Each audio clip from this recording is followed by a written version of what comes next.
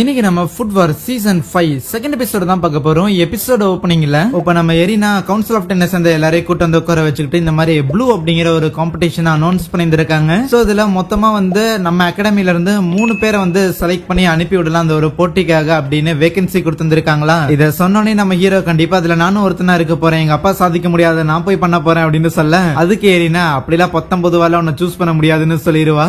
ஏன்பா அப்படி எங்களை சூஸ் பண்ண முடியல அப்படின்னா நீயே போய் அதுல பார்ட்டிசிபேட் பண்ண போற கேட்க, ஆமா ஏன்னா இந்த அகாடமி சார்பா கண்டிப்பா நான் அதுல பார்ட்டிசிபேட் பண்ணி ஆகணும் அப்படிங்கறது ஏற்கனவே இருக்குதுன்னு சொல்ல, இவளுக்கு ஏத்த மாதிரி எல்லாத்தையும் வளச்சுக்கிறாப்பா அப்படிங்கிற மாதிரி மத்தவங்களா பேசிக்கிட்டு இருப்பாங்களா. இருந்தாலும் கூரோவா இருக்கட்டும் ஹயமா இருக்கட்டும் இவங்க எல்லாரும் பார்ட்டிசிபேட் பண்ணணும் அப்படின்னு நினைக்கிறாங்க. அப்ப கூகா சீனியர் சொல்லுவாரு, இன் சம் கேசஸ் அந்த ப்ளூல பார்ட்டிசிபேட் பண்றதுக்கு காசு கொடுத்து ஆளுங்க எல்லாரையும் கரெக்ட் பண்ணணும் அப்படின்னா கண்டிப்பா ஐசன் அசால்ட் அதை பண்ணிரும் அப்படின்னு சொல்ல, டே குள்ளக்கா பைய கம்முனு கர்றா அப்படின்னு கூகாவும் ஐசனும் சண்டை போட்டு இருப்பாங்க. இவங்க எல்லாரும் பேசிக்கிட்டு இருக்கிறத அந்த சுசுகி வாத்தி இருக்கிறான்ல, அவன் வெளிய இருந்து ஒட்டு கேட்டுக்கிட்டு இருக்கேன், நியாயமா ஒரு 3 பேரை இந்த அகாடமில இருந்து சூஸ் பண்ணலாம், அதுக்காக வந்து ஒரு போட்டி நடத்தலாம் அப்படின்னு பார்த்தா கூட ஃபால் செலக்ஷன் அப்படிங்கிற ஒரு விஷயம் வரப்போதாமா. சோ போன வருஷம் எனக்கு நடந்திருக்கும்ல, அது இந்த வருஷம் நடக்க போகுது. ஆஸ் அ கவுன்சில் ஆஃப் 10ல இருக்கிற நபர்கள்லாம் இவங்க தான் அந்த ஃபால் செலக்ஷனுக்கான ப்ரிப்பரேஷன் எல்லாத்தையும் பண்ணி ஆகணும். சோ இந்த மாதிரி செப்பரேட்டா ஒரு டோர்னமெண்ட் வந்து இந்த ப்ளூக்காக கண்டக்ட் பண்றதுக்கு நமக்கு டைம் இல்லன்னு சொல்லும் போது, ஆனா அப்ப எரினா அதுக்கு எங்கிட்ட ஒரு ஐடியா இருக்குதுன்னு சொல்றாளாம். அப்படியே சீன் கட் பண்ணா அப்போ அந்த ஃபுட் வார் நடக்கிற அரினால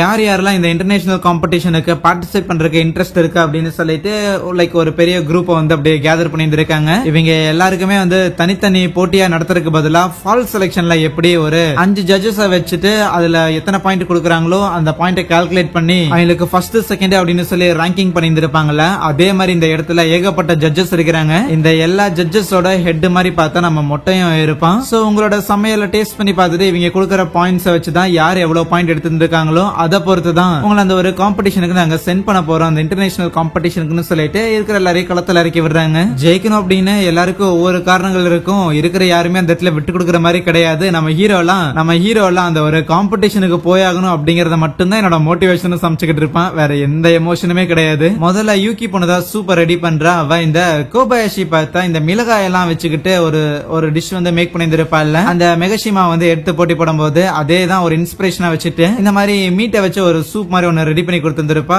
அதுக்கப்புறம் நம்ம ரியோகா பொண்ணு ரைஸ் தான் ஸ்பெஷலிஸ்ட், சோ அதை வச்சே ஒரு சூப் ரெடி பண்ணி இருப்பான். இந்த மாதிரி எல்லாருமே அவங்களோட தனித்திறமைகள் அந்த இடத்துல ஒரு சூப் மாதிரி ரெடி பண்ணிக்கிட்டு இருக்க, நம்ம ஆலிஸ் எல்லாம் பார்த்தா டெஸ்ட் டியூப்ல கொண்டு வந்து கொடுப்பா, வாங்க இது இந்த 3 டெஸ்ட் டியூப் போதும், இதுதான் நல்ல ஒரு சூப்னு. இந்த மாதிரி எல்லாரும் பிரசன்ட் பண்ணிட்டு இருக்கும் போது ஹயாமால பார்த்தா அந்த இடத்துல குக்கிங்ல அவனோட மசாலாவை ஆட் பண்ண உடனே அங்க இருக்கிற ஜட்ஜஸ் எல்லாம் கட்டி போட ஆரம்பிச்சிருவான். ஆனா அதுவே நம்ம ஹீரோ பார்த்தா அங்க கோல்டன் எக் சூப் அப்படின்னு சொல்லி ஒன்னு ரெடி பண்ணி இருப்பான். அந்த இடத்துல பார்த்தா 4 முட்டையை வந்து அப்படியே வந்து வச்ச மாதிரி இருக்குமா. சோ என்னடா அது அப்படின்னு பாத்துக்கிட்டு இருக்கேன். அடுத்தது நம்ம மெகுமி பொண்ணு இருப்பாள், சோ அவளும் அவளோட கொண்டு வந்திருப்பா. ஆனா ஏதோ எல்லோ ரெண்டையை பிடிச்சு கொண்டு வந்த மாதிரி கொண்டு வந்திருக்கேன், இது உண்மையாலுமே சூப்பா என்ன அப்படின்னு சொல்லி பாக்குறவங்க எல்லாரும் கன்ஃபியூஸ் ஆயிடுவாங்க. சோ இறுதியாக எல்லாத்தோட சாப்பாடையும் வந்து டேஸ்ட் பண்ணி பார்த்தாச்சு. அண்ட் கடைசியா நம்ம மொட்டை இருக்கிறான்ல, சோ அவன் தான் வந்து அனௌன்ஸ்மெண்ட் மேக் பண்ண போறான், யார் அந்த டாப் 3 பீப்புள் போக போறாங்க அப்படின்னு. சோ தேர்ட் பிளேஸ்ல பார்த்தா நம்ம ஹீரோ தான் 957 பாயிண்ட்ல வந்து தேர்ட் பிளேஸ் பிடிச்சிருக்கான். எவ்வளவு தைரியம் இருந்தா என்ன தேர்ட் பிளேஸ் போட்டிருந்திருப்பீங்க, நான் யார் தெரியுமா அப்படிங்கிற மாதிரி கத்திக்கிட்டு இருப்பானா. கவுன்சில் ஆஃப் 10ல நம்பர் 1 இருக்கிறவனே இவ்வளவுதான் அப்படின்னா அப்ப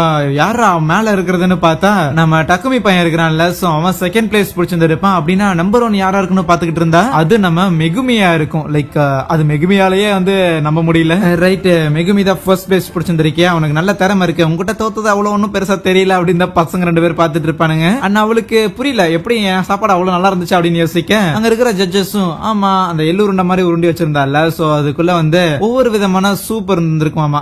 அந்த ஒவ்வொரு சூப்புமே வந்து ஒவ்வொரு ரீஜியனை சேர்ந்தது, ஒவ்வொரு விதமான இன்கிரியன்ஸ் வச்சுதான் ப்ரிப்பேர் பண்ண வேண்டியது. சோ அதுதான் ஒரு பயங்கரமான ஒரு ஸ்ட்ராட்டஜியா இருந்துச்சாமா.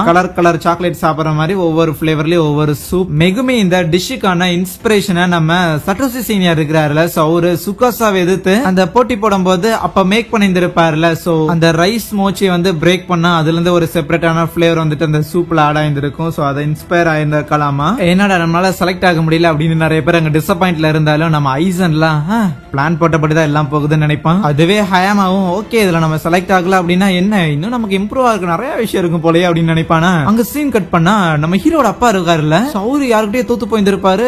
அங்க இருக்கிற ஆடியன்ஸ் எல்லாரும் ஷாக் ஆகுறாங்க. ஒரு வேர்ல்ட் கிளாஸ் செஃப்பா இருந்துகிட்டு இவர் எப்படி வந்து 5-0 அப்படின்னு சொல்லி தோத்து போயிருக்காரு அப்படின்னு ஷாக் ஆக. சோ அதுக்கப்புறம் நம்ம ஹீரோவும் மெகுமே சும்மா அப்படியே வரண்டால பேசிட்டு வந்துகிட்டு இருக்கேன். அந்த இடத்துல அந்த சுசுகி வாத்தியார் ஃபர்ஸ்ட் இயர் பசங்க எல்லாரும் கூடயும் வந்து ஜாலியா ஃபன் பண்ணிட்டு இருப்பானா. நம்ம ஹீரோவும் பார்த்துட்டு என்ன தல தல இந்த மாதிரி சம்மர் ஹாலிடேஸ் ஆச்சு எங்க கிளாஸ்ல நடத்திட்டு இருக்கேன்னு கேட்கும்போது அது ஒண்ணும் இல்லப்பா இந்த மாதிரி சில டைம் கிளாஸ் நடந்துட்டு இருக்கும்போது எனக்கு சின்ன பிசினஸ் வேலையா நான் வெளியூர் போயிருவேன் சோ அது எல்லாத்துக்கும் சேர்த்து வச்ச மாதிரி ஒரு சின்ன ஒரு எக்ஸ்ட்ரா கிளாஸ் தான் சொல்லிட்டு அப்புறம் வாவேன் நீ இந்த மாதிரி நிறைய ஃபுட்வார் எல்லாம் போட்டிருந்திருக்க இந்த அகாடமியே கம்ப்ளீட்டா எடுத்து நின்றுருக்கேன் அந்த ஒரு கதையெல்லாம் சொல்ல அப்படிங்கிற மாதிரி சொல்லிட்டு ஃபர்ஸ்ட் இயர் பசங்களுக்கு நம்ம ஹீரோவோட கதை எல்லாத்தையும் சொல்லிக்கிட்டு இருப்பானா இன்னொரு பக்கம் நம்ம டக்குமி பையன் இருக்கிறான்ல சோ அவன் வந்து இந்த ப்ளூக்கு செலக்ட் ஆயிருக்கான் சோ அதனால அவன் திறமைகளை இம்ப்ரூவ் பண்ணிக்கிறதுக்காக அவன் தம்பி அவனுக்கு ஹெல்ப் பண்ணிட்டு இருக்கானா இங்க அந்த சுசுகி வாத்தி ஜாலியா பசங்க எல்லார்ட்டையும் பேசி முடிச்சதுக்கு அப்புறம் நம்ம ஹீரோ கிட்ட அப்படியே சும்மா உட்காந்து கதை பேசிக்கிட்டு இருக்கேன் அப்ப கேட்பான் ஆமா நீ அவ்வளவு திறமைசாலி அப்படின்னா நாம ஏன் இந்த இடத்துல ஒரு ஃபுட்வார் வச்சுக்க கூடாதுன்னு கேட்க அப்ப மெகுமி இல்ல தல இந்த மாதிரி அட்மினிஸ்ட்ரேட்டர்ஸ் எல்லாம் இல்லாம நம்ம ஃபுட்வார் வைக்கிறது நல்லது இல்லம்பாலா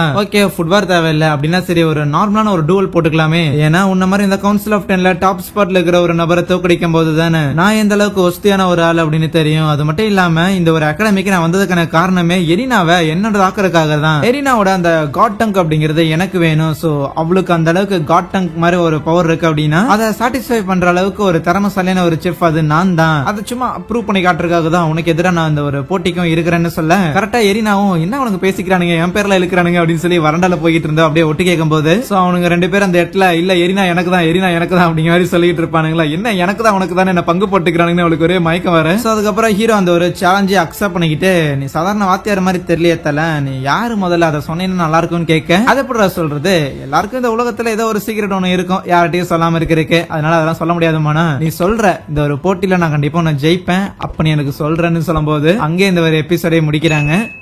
சரியா? தேங்க்யூ.